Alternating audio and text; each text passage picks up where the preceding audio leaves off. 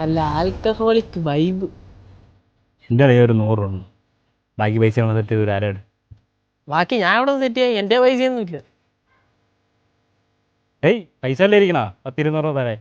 എൻ്റെ ഒന്നുമില്ല. ഡേയ് നീ ആരടുത്ത് ചോദിക്കുന്നത്? അവൻ വലിയ പണക്കാരനാവാൻ വേണ്ടി നടക്കുകയാണ്. നീ വല്ല ബിസിനസ് തുടങ്ങാൻ പ്ലാൻ ഉണ്ടെങ്കിൽ അവനെ പോയി വിളിയാൻ വരും.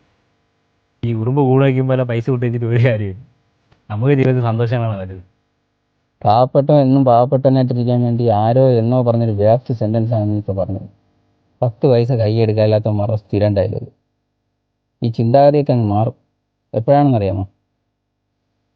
ഏതെങ്കിലും വിശേഷ ദിവസം വരുമ്പോൾ വീട്ടുകാർക്ക് ഡ്രസ്സ് എടുത്ത് കൊടുക്കാൻ കയ്യിൽ പൈസ ഇല്ലാതെ വരുമ്പോൾ, കാമുകിയുടെ ബർത്ത്ഡേക്ക് ഗിഫ്റ്റ് വാങ്ങിച്ചു കൊടുക്കാൻ കയ്യിൽ പൈസ ഇല്ലാതെ വരുമ്പോൾ, എന്നും കൂടെ നടന്ന കൂട്ടുകാർ നമ്മളെ വിളിക്കാണ്ട് യാത്രകൾ പോയി തുടങ്ങുമ്പോൾ, ഫാമിലി ഫംഗ്ഷന് പോയിട്ട് ഒന്നുമില്ലാത്തതായിട്ട് ഒതുങ്ങിക്കൂടി നിൽക്കേണ്ടി വരുമ്പോൾ.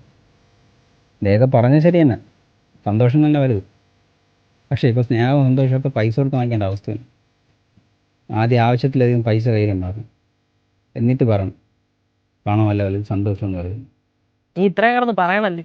നമ്മളൊക്കെ വല്ല സാമ്പത്തികമുള്ള വീട്ടിൽ ജനിച്ചിരുന്നെങ്കിൽ എന്നെ രക്ഷപ്പെട്ടാണ്. ഒന്നുമില്ലാത്തടത്ത് വന്ന് ജനിച്ചത് നമ്മളെ തെറ്റാ.